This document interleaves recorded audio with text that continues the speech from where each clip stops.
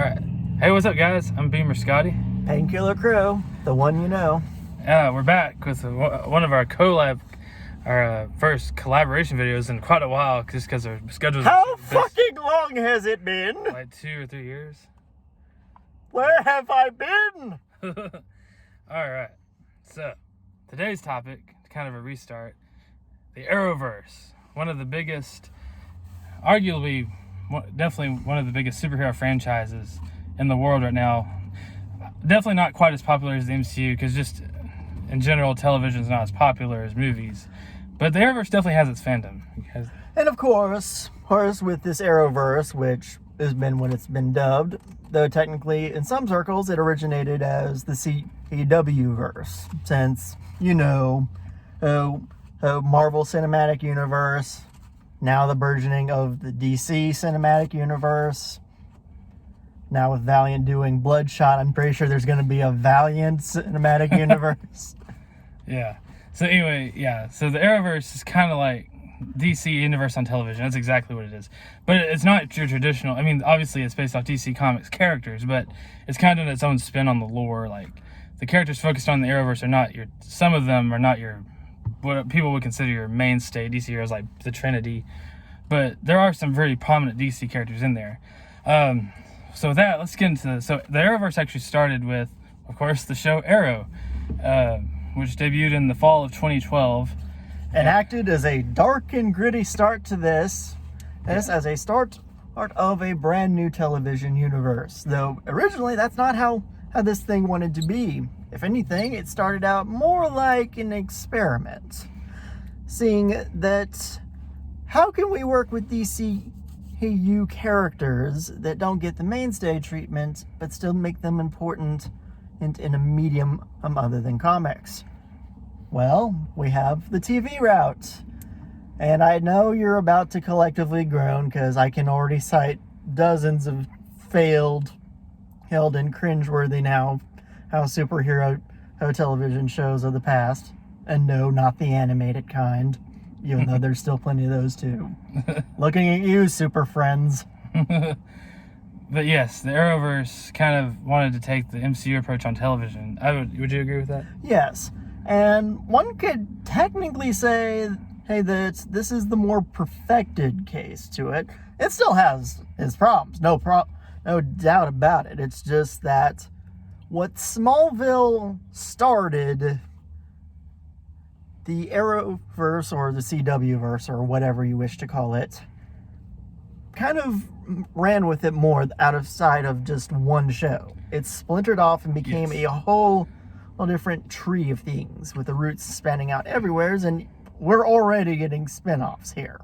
Right. So now there are some shows that we're not going to include right away because they didn't come into way later, like most recently, like Black Lightning. It wasn't originally part of the Arrowverse. And as well as Lucifer, which, yes, that's canon. Look it up.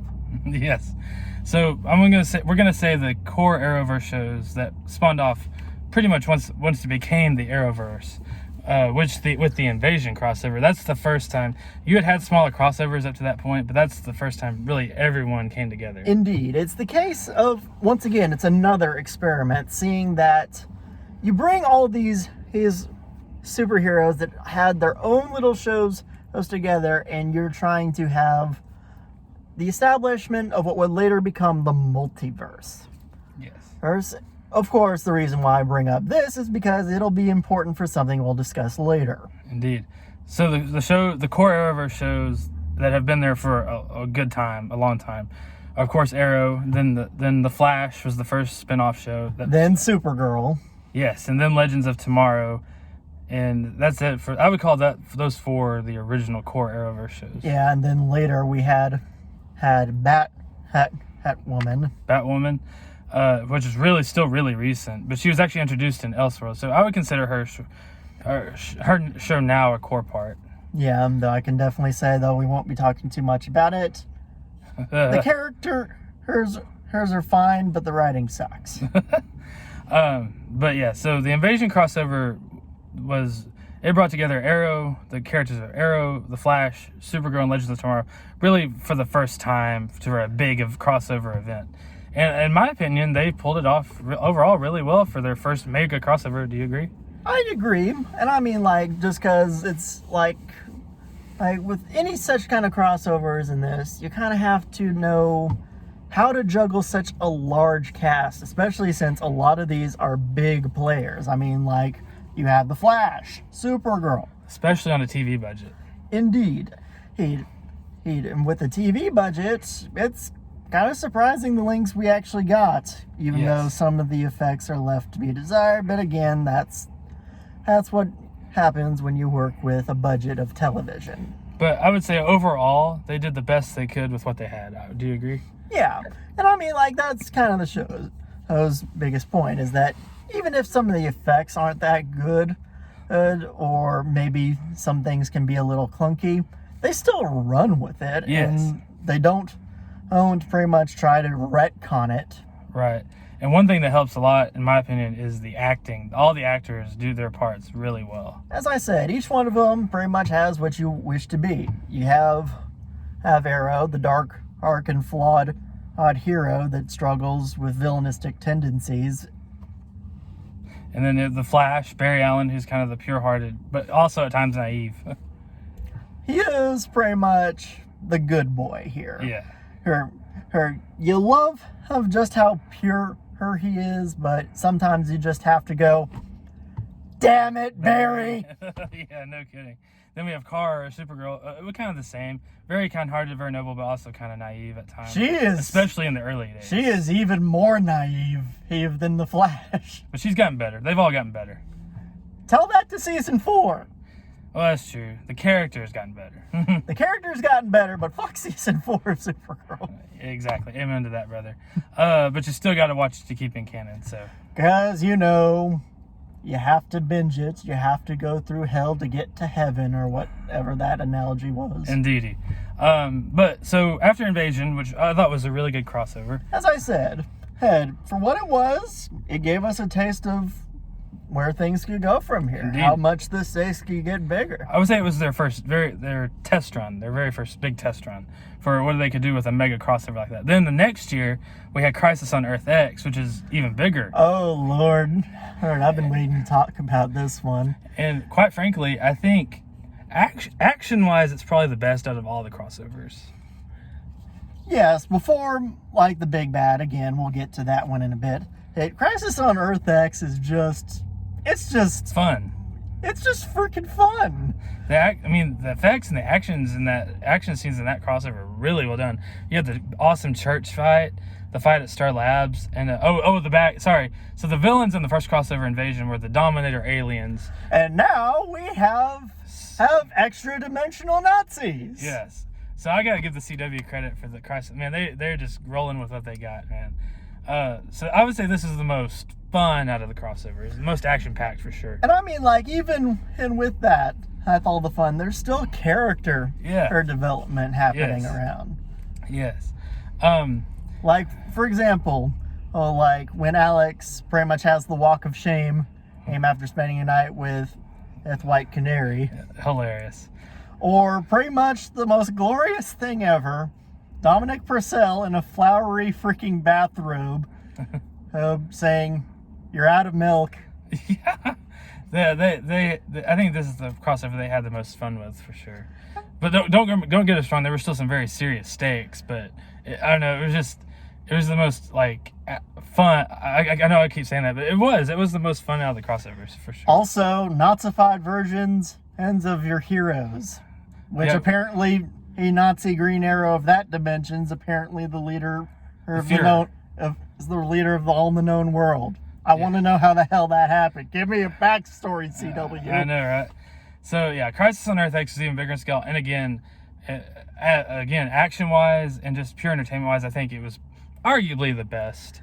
Just pure fun and entertainment-wise, I would say. Indeed, but that leads up to the thing that may be divisive here, but let's talk about Elseworlds. For those that don't actually know what the term means, Elseworlds in comics basically usually means usually a one-off what-if scenario. Yes. Like, some good examples be like Superman Red Sun, like if pod crashed down in the middle of Soviet Russia during the reign of Stalin. And he becomes an icon of communism. Yes. Or Batman the Killing Joke. Yes, where he may or may not have broken his code. Right. So just like stories that are just like basically what if scenarios. Some of them have become canon, I believe, over the years, but and some people still scratch their heads as to why they even chose to do that. I know, right? Like, for example, why did we have to change Hayne Diggle's child? Yeah, I don't know. What did that add to this? It just showed the consequences of Barry's time travel. Oh, yes, but the fact is that they linger on that. Yeah. So that's generally what the term Elseworlds in comics means. Like, what if stories that most of the time are not canon. Most of the time, it's actually almost always Elseworlds are just one shots. Right. But anyway, the title of this crossover was called Elseworlds, and it played with the idea of the Monitor using the Book of Destiny or giving someone the Book of Destiny to rewrite reality. And because I'm pretty sure none of you are as bad as nerdy as either of us, I can pretty much see you guys just cringing with so much confusion right now. Time for a crash course. Horace, the Monitor is basically a god. Yeah, give or take. Yeah, arguably so. He's a extra dimensional being. That he's kind of like. Would you say? He's not like the Watchers, but he is someone that goes about with trying to create hate the cases, even though they did retcon this into him being a researcher from another world. They somehow gained godlike abilities. Yes. But we'll cover that in Crisis when we talk about Crisis. So anyway, the Elseworlds is about the Monitor. The Monitor came to Earth 1 to, because he said, we might as well go and say it. He knows the Anti-Monitor is coming, who's his evil half, the evil version of the Monitor. Basically, the entire Elseworlds is the Monitor's test to see if the heroes can actually stand against him. Yes. Against odds that just seem insurmountable since, after all, they're fighting a foe that has a magical artifact that can literally rewrite reality as the user sees fit.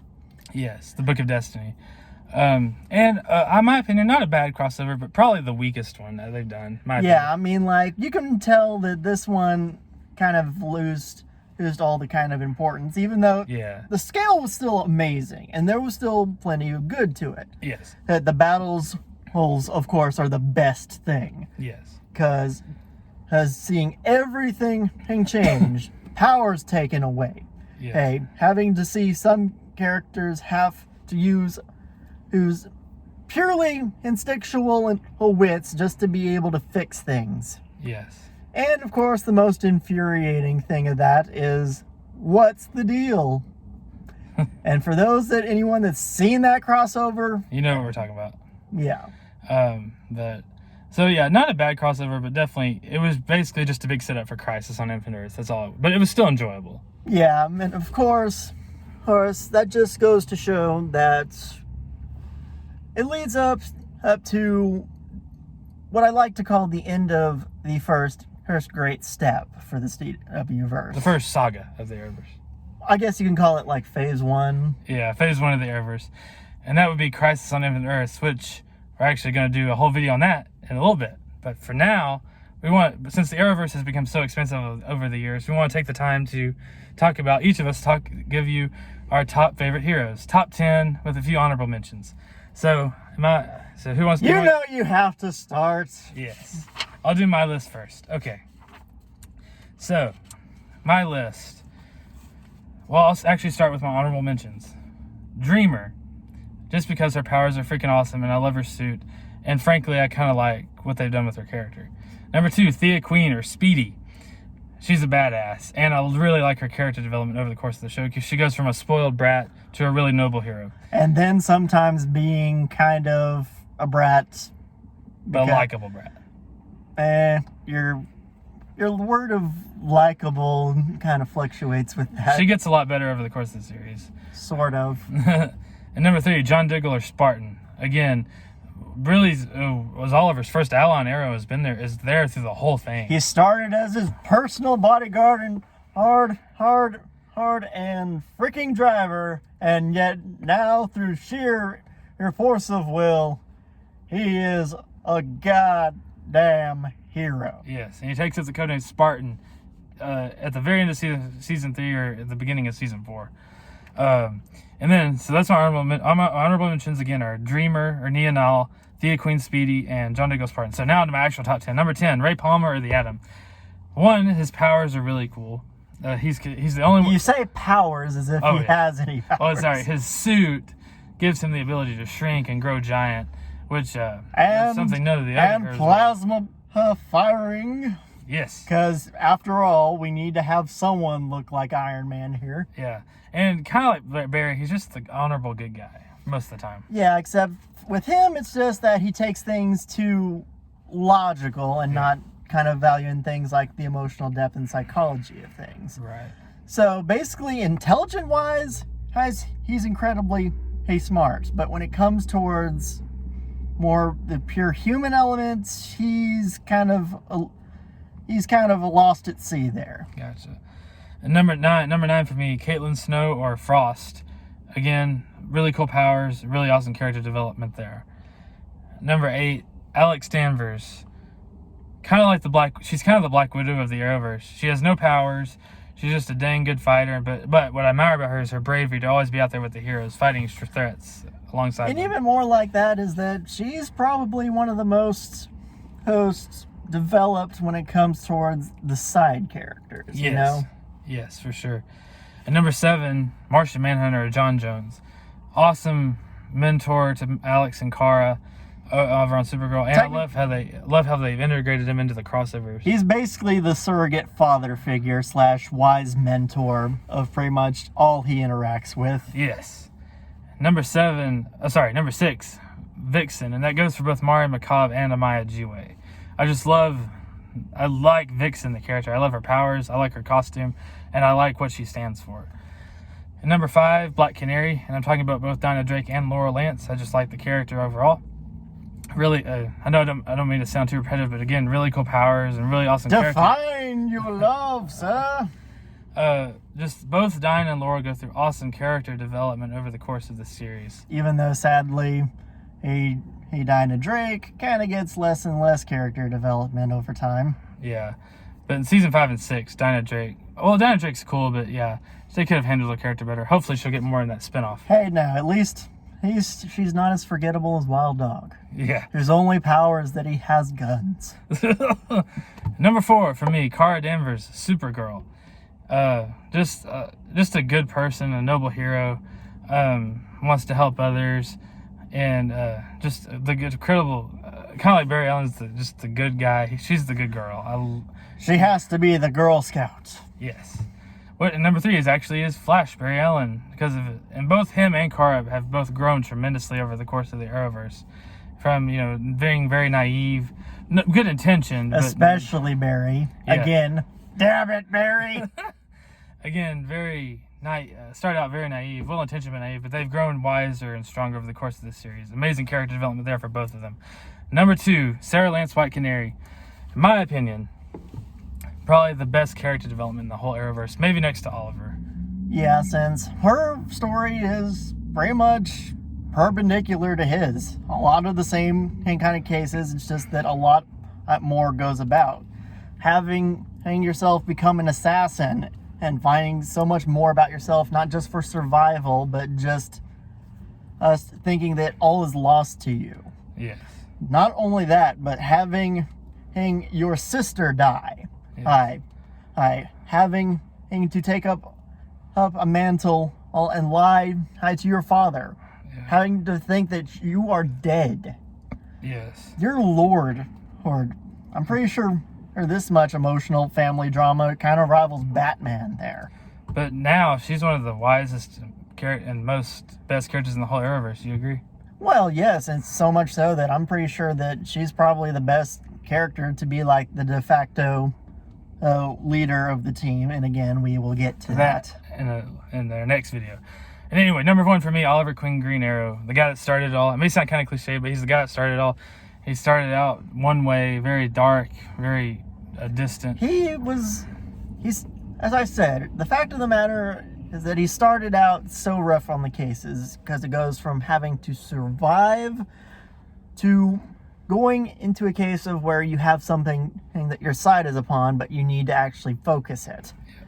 And in this case, it comes to all sorts of conflicts, namely, like, how much are you going to put into it and to what degree? Like, are you going to turn to deadly force and kill everyone?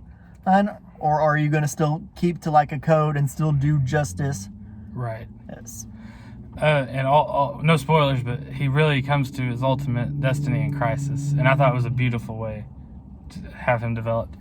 No spoilers, though. So anyway, that's my list. Your turn. Well, let's get the honorable mentions out. First of all, Captain Cold, because Leonard Snart is he's the kind of asshole that is just great. Which, granted, there's going to be one that's even more so, and he's actually on the list. Yes, but the thing with him is that for someone that's just such a minor character within, like, the Legends of Tomorrow, he's the one that tends to get it developed up most without needing really too much development. If you're sounding why that kind of sounds a bit hypocritical there, the matter is that build-up works several ways. You can build up over several issues. You can build it up for years even. You can even build it up from, like, the start of one's career until their very last issue. But the thing about build-up is in how you do it. The time is not always the biggest thing with it. It's how it's done. And after all, you can build up something for years and it fall flat on its face. But if you have something that's built up with smart writing, clever ingenuity of it, and yes, I see you there playing with the Batman light, Scotty. Sorry, we just found out this pen can light up. So you found that out because I was fiddling with it. Sorry, I think it's so cool, and now I'm obsessed with it. Sorry.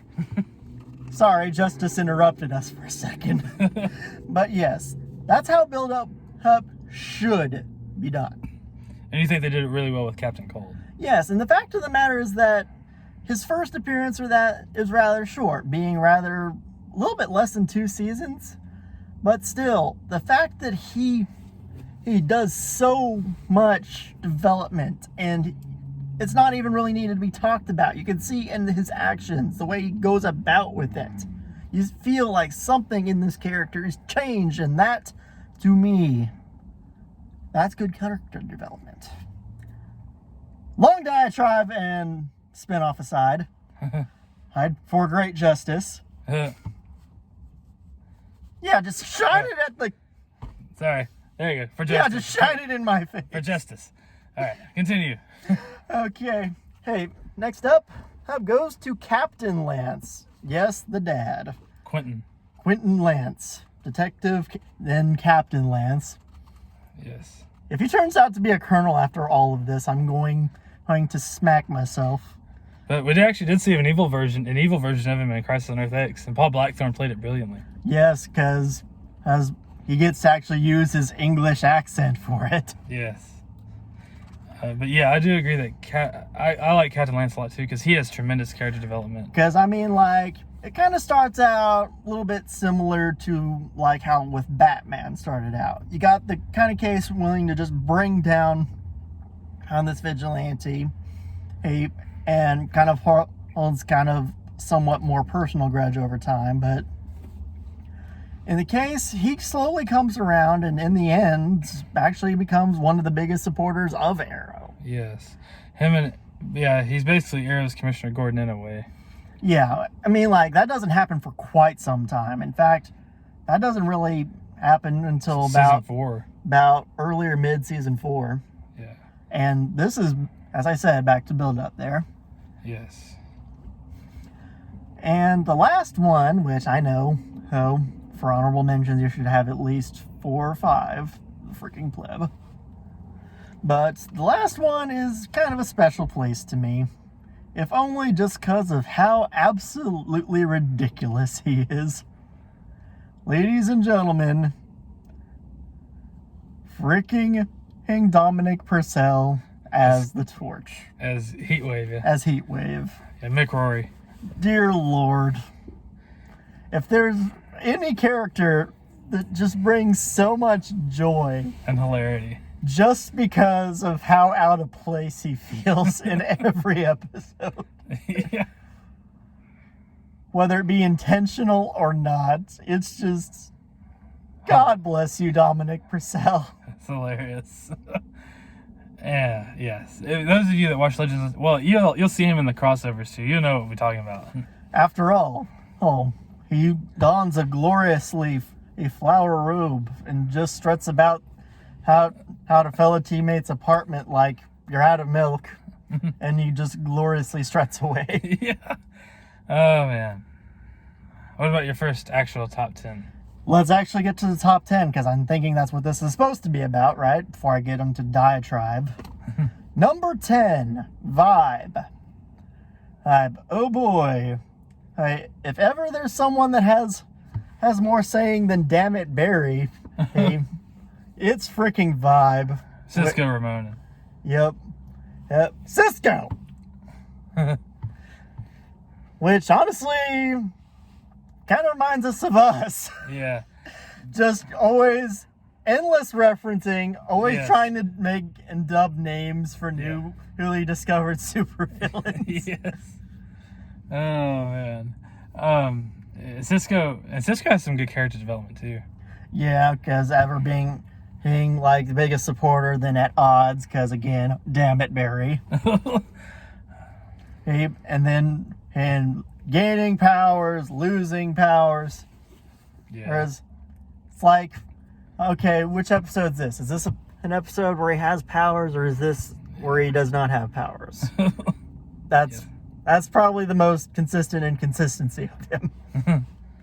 Number 9 goes to, oddly enough, Adrian Chase. Hey, the villain end of season, was it 4 or 5? Season 5 of Arrow. Yeah. But I'm not trying to... Are we doing Heroes? Well, the thing about this is that that's the funny thing. You just... Damn it, Scott. Sorry. You spoiled. Hey, sorry. Oh, yeah. Oops. Well, I mean, you were going to find... If it's all over the internet, he starts out as a good guy. Yeah, and the fact of the matter is that the way he's pretty much portrayed in it, you figure he's kind of like... almost like Harvey Dent and was kind of being like the guy that's just taking like the governmental whole political platform and trying to raise a city out of crime. Yes.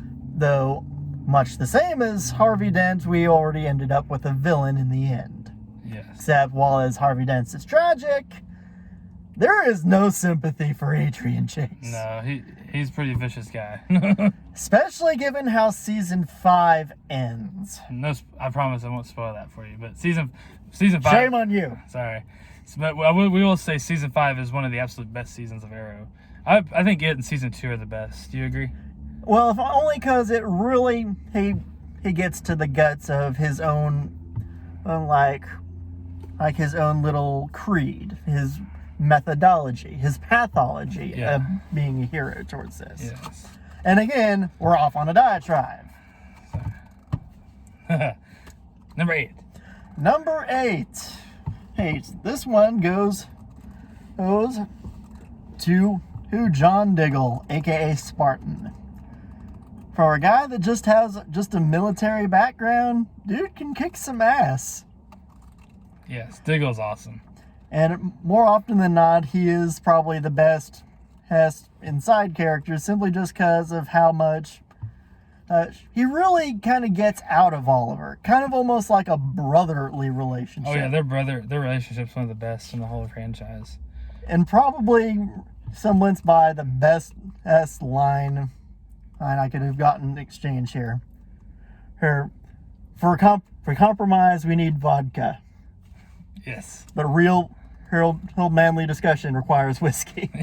Oh, man. I'm paraphrasing, but to those that know what I'm talking about, you know what I'm talking about. Diggle is awesome. I agree, Diggle. And he was on my list, too. So, yeah, we both really like Diggle. Oh, off to number 7. And this one goes to Supergirl. Yes, I know. Kind of patriotic going solo with a main hero. But, as I said, it's namely the naivety, the frustratingly high levels of naivety here. Look, I know she's still trying to get used to the kind of case and so much is put upon her shoulders, but the thing is, you would think you wouldn't be like Spider-Man and actually learning from your mistakes. Your many, many mistakes. Yeah, she has a hard time learning sometimes. And it's so good. But the good things about her character, she's very noble, very honorable, very kind. Yes, very encouraging. Trying to get myself back here before I just start a rant on itself, because I'm apparently just rants or rust tonight. But, as I said, she is noble. Well, she has her heart in the right place, and she still tries to learn. Yes. Which I give credit to that. She is actually trying and to improve for the sake of humanity and being a better hero. Off to number 6, which sort of the opposite here. Someone that knows how to be a hero despite most of the time not being one. And that goes to Lucifer. Oh, yeah. Because after all, what better hero than the devil incarnate? Now, granted, his appearance in the Arrowverse was very brief, but it's canon, damn it. I know, and I have not personally watched his show, but from what I saw from him in Crisis, he was pretty funny. I would be interested I hope he appears again. He will, whether we like it or not. He will. I thought it was hilarious. His Earth is called Earth 666. Because why not? Because you think the devil would have done that by now. But apparently, that Earth is apparently nothing but strip clubs, so... Apparently. Sin of lust. But anyways, he's off to number... Was it 5 or 6? You're number 5, yes. Number 5. Next up comes one that kind of needs some explaining. But this one goes to Mad Dog. Yes, the one I said that was so forgettable. Oh, Wild Dog. Wild Dog, whatever. Yeah, Rene Ramirez is his. Yeah, and despite the name, he's a guy, so... Yeah, I know. I was kind of surprised that there's non-French people named Rene. I know, it's weird. But that's beside the point. The fact of the matter is that he is a proxy. The reason why that's kind of acts as a proxy is because he acts kind of like if for the normal person trying to get justice on their own by taking it into their own hands. I mean, like, some may have extraordinary circumstances, and by cases, a lot of non-superpowered or human characters just as can easily be proxies for us there. But the thing that makes him especially so is the fact that his entire character is grounded in reality. Very much so. When he comes on the show, he's a very damaged character. Yeah, and the thing is, you figured there'd be a lot more to that. And I mean, like, what we do get is pretty good, and had potential to actually be some pretty good character, her arc just for that. But unfortunately, that's, as we know, that did not play out. And as I said, there's a reason why I say it's the forgotten one. Yeah. Is because you take someone that has such a grounded reality story that we as people living in the actual real world, we can get behind. We can sympathize. Some of us may have even been in the same shoes as it. It's just to the fact of the matter that you take what could be a great standalone character and you make him a peripheral, and then you make him basically a scarecrow out in the fields. Yes. I will agree, they didn't handle Wild Dog too well after season 6. It's like, why? So, they're there. So, people that actually like the character, I like him too. It's just that I have to say as he is forgotten. Yes. And mainly just because, well, I think they've forgotten about him too. Yeah. Number 4. Or this one's gonna be another oddball choice. Lila Michaels. Well, then, and in the future will be called Harbinger. But she is probably one of the characters, hers, that's a lot like John Diggle there, except she has a little bit bigger role as being a head of a government agency that takes on heavy crime. I'm aka Argus. You know, the same group that put the Suicide Squad together. Yes. Which they needed more freaking episodes with the Suicide Squad members, if not a freaking spin-off. Agreed. But the thing about her is, again, another her character that has a lot of stuff around in reality.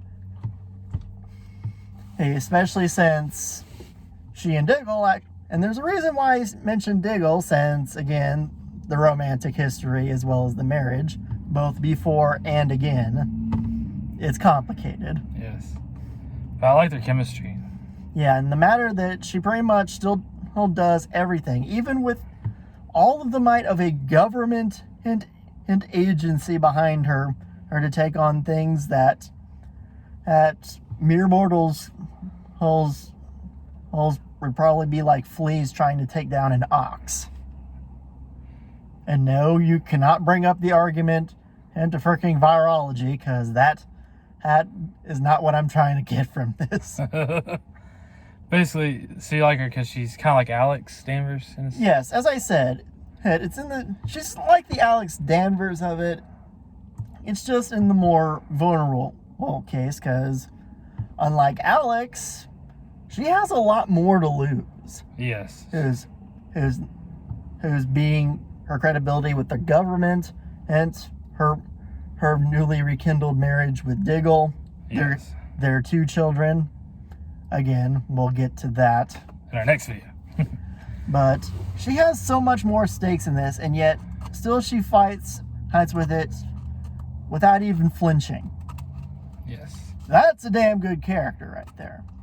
I mean, Nick Fury she is not, but she's probably the closest thing we're getting to her in the DC universe.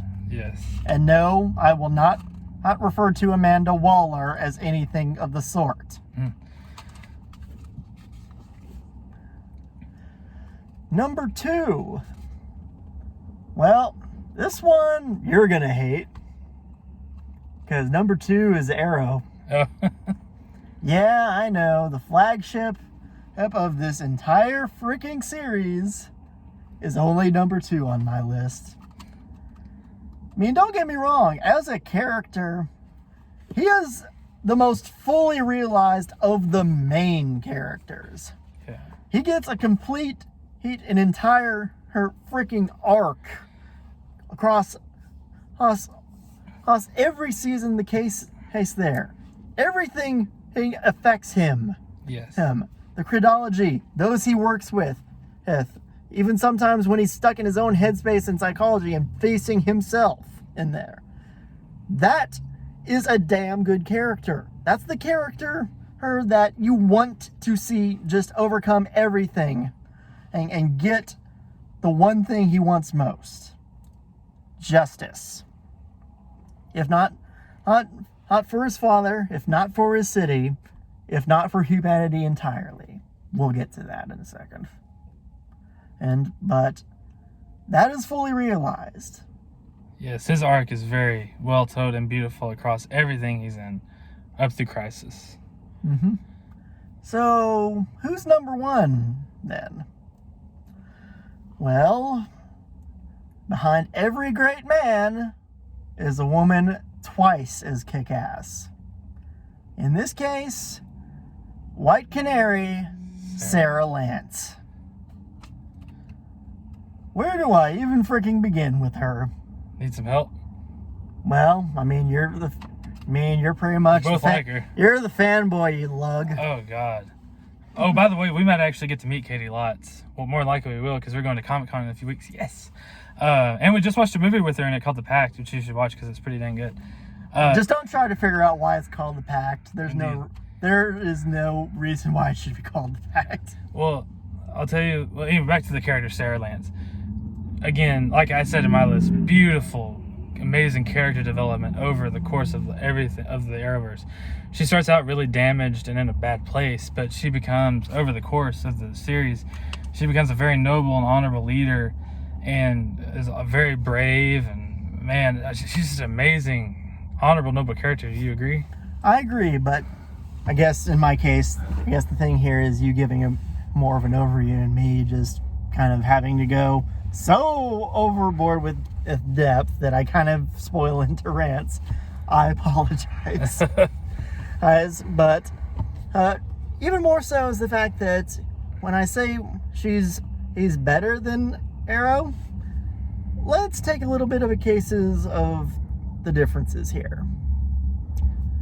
Arrow thought he lost her, witnessed his father's suicide, soon lost pretty much most of his family, gained a new family. He nearly and pretty much named a traitor and a pretty much criminal, if not a murderer, by the city that he loves, to just not only redeeming himself, but pretty much just being kind of like the poster boy for what a hero has to go with. You don't always have to be perfect, but it's being able to see that you have flaws and try like hell to overcome them. That's good character work. However, with Sarah Lance, she has a lot more here. Maybe not so much in the end game, but she went through a lot worse stuff than Oliver did. As I said, had thought she'd lost Oliver. Her was pretty much thought to be dead for years. Hers not just to her family, but also to Oliver and such. Was trained to be an assassin, and with the League of Assassins, because comics. Takes the dawn of Black Canary. He then redons it again, and after her sister dies under the mantle, simply just because she thought she died, was killed, was brought back, again, comic books, becomes White Canary, and becomes the leader of just us, what would be a more heroic term for a more heroic kind of Suicide Squad, between misfits and kind of what would normally be like side characters, and give them an elevated platform. And from that case, proves the fact that she can lead all these so different people, despite the odds, no matter what. And I think she's going to be a major player going forward too. But we'll get to that in a little bit. Well, I'm pretty sure the best way we can end the top 10 part of this is probably your favorite quote by her. That is, of course, it was from Crisis. There's actually a couple I could choose from, but I'm going to say not. You know the one. Not today, not ever. Oliver died so that this world could live, and we will. I'm kind of paraphrasing, but she basically honoring Oliver's memory, saying to the Anti-Monitor, bravely leading the heroes against the Anti-Monitor, giving that speech and saying for Oliver, not backing down. What about you? For me, in the case, it's it's pretty much season 3, which is to that point and feeling helpless against just a powerful supernatural force, or Damien Dark, and pretty much he has has this inspirational speech by Sarah Lance. In this case, is that whether, again, paraphrasing because I cannot remember it word for word, and no, I'm not using my phone because that's cheating. And basically saying is that go out there and be a hero, because as there are good people that need saving, and whether those people hate you or love you, they still need to be saved. And someday they'll see you as you are. Or whether you see that or not, again, now I know I'm seriously paraphrasing because I've gotten off the reservation. Point of the case is that the whole speech was reaffirming that despite everything that goes about, despite how opinions may go about within the city, they know that he is their only hope. Yes. So that's kind of the way we're going to wrap up this video. Yeah, very clumsily with very amounts of paraphrasing. But we'll get there. We're getting there. After all, haven't done this in how long? 2 or 3 years. God damn it, Scott! I know. But we're getting there. Now I got my new camera, we'll be able to do it more. But anyway, guys, so actually we're going to take a little break, and then we'll come back with another video talking about Crisis and the future of the Arrowverse. And our hopes and dreams and possibly some theories is in part 2. Anyway, till then, guys, we're going to take a little break. Peace out.